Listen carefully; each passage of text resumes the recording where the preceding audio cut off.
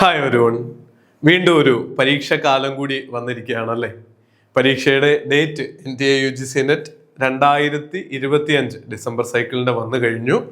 പരീക്ഷ നടക്കാൻ പോകുന്നത് 31 തീയതി ഡിസംബർ മുതലാണ്. 31 ഡിസംബർ തുടങ്ങി നിങ്ങൾക്ക് കാണാവുന്നത് പോലെ 7 തീയതി ജാനുവരി വരെ നമ്മൾ പ്രെഡിക്റ്റ് ചെയ്ത പോലെ തന്നെ ഡിസംബർ ലാസ്റ്റ് വീക്കോ അല്ലെങ്കിൽ ജനുവരി ഫസ്റ്റ് വീക്കിലോ ആയിട്ടാണ് പരീക്ഷ വരാൻ പോകുന്നതെന്ന് നമ്മുടെ സ്റ്റുഡൻസിനോട് ഓൾറെഡി ഇൻഫോം ചെയ്തിരുന്നു. അപ്പോൾ നിങ്ങളുടെ പ്രിപ്പറേഷൻ ജേർണി ഇനി എങ്ങനെ ചെയ്യാം, ഏറ്റവും ബെറ്റർ ആയിട്ട് കൊണ്ടുപോകാമെന്നൊക്കെ കുറേ പേർക്കെങ്കിലും അറിയണം എന്ന് ആഗ്രഹം ഉണ്ടാവും. ആ ഒരു കാര്യങ്ങൾ കൂടി ഇതിൽ പറയാം. നമ്മുടെ ഓൺലൈൻ ഓഫ്ലൈൻ ക്ലാസ്സുകളും അവൈലബിൾ ആണെന്നുള്ള കാര്യം നിങ്ങളെ ഓർമ്മപ്പെടുത്തുന്നു. സിസ്റ്റമാറ്റിക് ആയിട്ട് നിങ്ങൾ പഠിക്കാൻ ആഗ്രഹിക്കുന്നുണ്ടെങ്കിൽ തിരുവനന്തപുരത്തും എറണാകുളത്തും അതുപോലെ തന്നെ ഓൺലൈൻ മോഡിലുമൊക്കെ നിങ്ങൾക്ക് പഠിച്ചു തുടങ്ങാവുന്നതാണ്.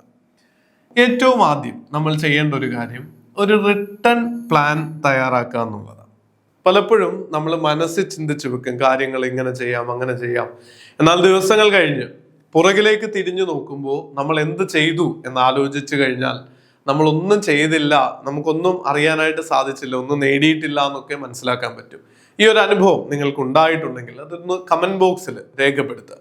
അപ്പോൾ അതിനുള്ളൊരു സൊല്യൂഷനാണ് എഴുതി തയ്യാറാക്കിയ ഒരു പ്ലാൻ.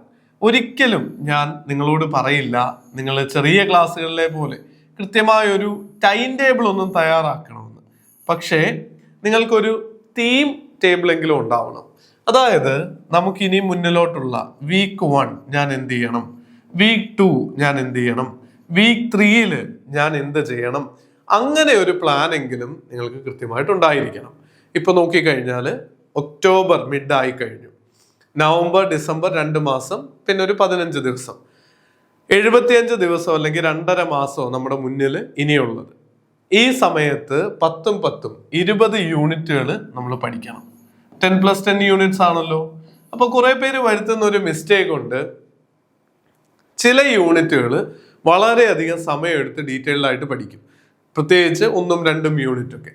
പിന്നീട് മനസ്സിലാവുന്നത് നമുക്ക് ആവശ്യത്തിന് സമയമില്ല, റഷ് ചെയ്യേണ്ടി വരും എന്നുള്ള കാര്യം. അത് ഒഴിവാക്കുക.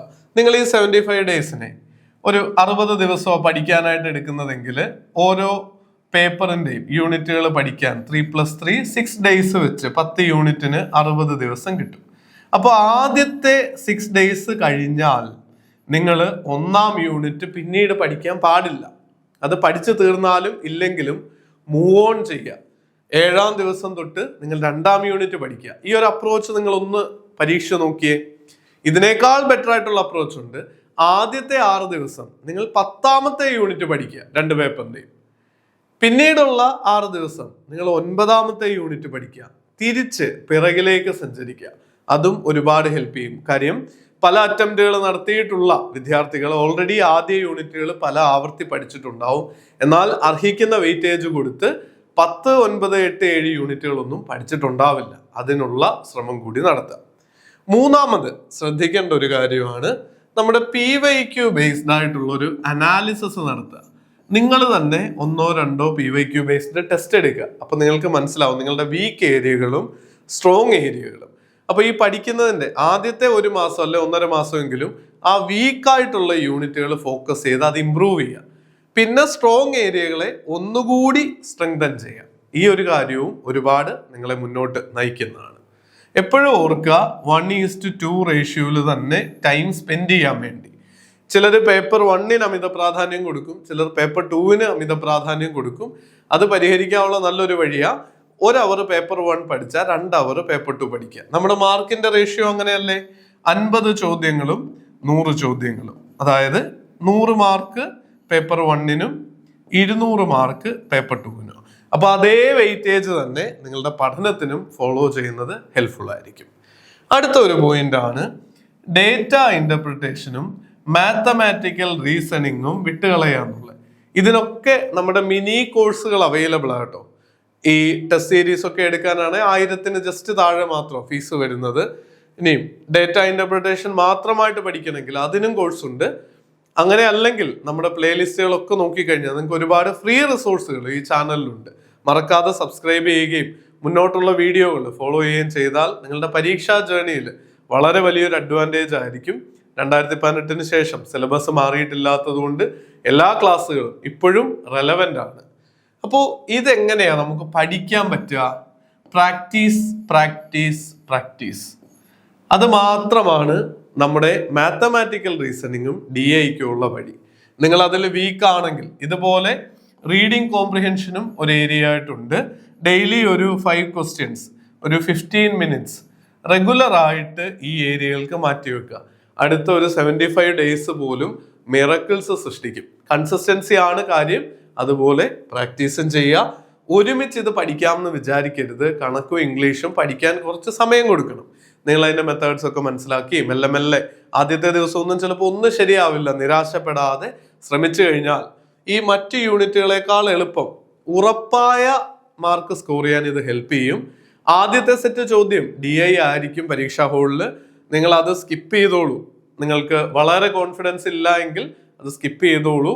കാര്യം ആദ്യത്തെ സെറ്റ് ചോദ്യം തന്നെ കൂടുതൽ സമയം എടുക്കുകയോ ഉത്തരം കിട്ടാതാവുകയോ ഒക്കെ ചെയ്താൽ നിങ്ങൾ ടെൻസ്ഡ് ആവും. അപ്പൊ കുറച്ചൊന്ന് ചോദ്യങ്ങളൊക്കെ ഒന്ന് നോക്കി കംഫർട്ടബിളായി പരീക്ഷ എഴുതിയിട്ട് തിരിച്ച് അതിലേക്ക് വന്നാലും മതി.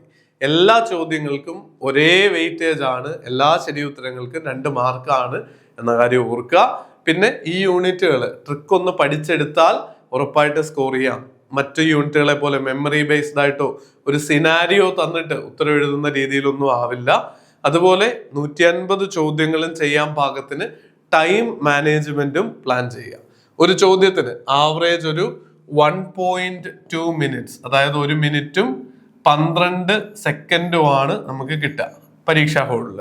അപ്പോൾ ഈ DIയും മാത്തമാറ്റിക്കൽ റീസണിങ്ങും അതുപോലെ റീഡിംഗ് കോംപ്രിഹെൻഷനും നിങ്ങളുടെ കേസ് സ്റ്റഡികൾ വരുന്നുണ്ടാവും. പേപ്പർ 2ന്റെ ഒടുവിലത്തെ 2 സെറ്റ് ചോദ്യങ്ങൾ, അതിനൊക്കെ 2 മിനിറ്റ് എടുത്താലും മോർ ദാൻ 2 മിനിറ്റ്സ് ഒരു ചോദ്യത്തിനും കൊടുക്കാതിരിക്കുക. ഇത് നിങ്ങൾ PYQ എടുത്ത് ടെസ്റ്റ് എടുക്കുമ്പോൾ തന്നെ പരീക്ഷാ ഹോളിൽ എങ്ങനെ ചെയ്യുന്നു അതേ സീരിയസ്നെസ്സോടുകൂടി ടെസ്റ്റുകൾ എടുത്തു കഴിഞ്ഞാൽ ഈ ടൈം മാനേജ്മെന്റ് പ്രാക്ടീസ് ചെയ്താൽ പരീക്ഷാ ഹോളിലും നിങ്ങൾക്ക് ഹെൽപ്ഫുൾ ആവും. ഇത്രയും കാര്യങ്ങൾ ശ്രദ്ധിച്ച് നന്നായിട്ടൊന്ന് പ്രിപ്പയർ ചെയ്ത് നോക്കിയേ. ഡിസംബർ സൈക്കിളിലെ എക്സാം ക്രാക്ക് ചെയ്യാൻ ഇനിയും സമയമുണ്ട്.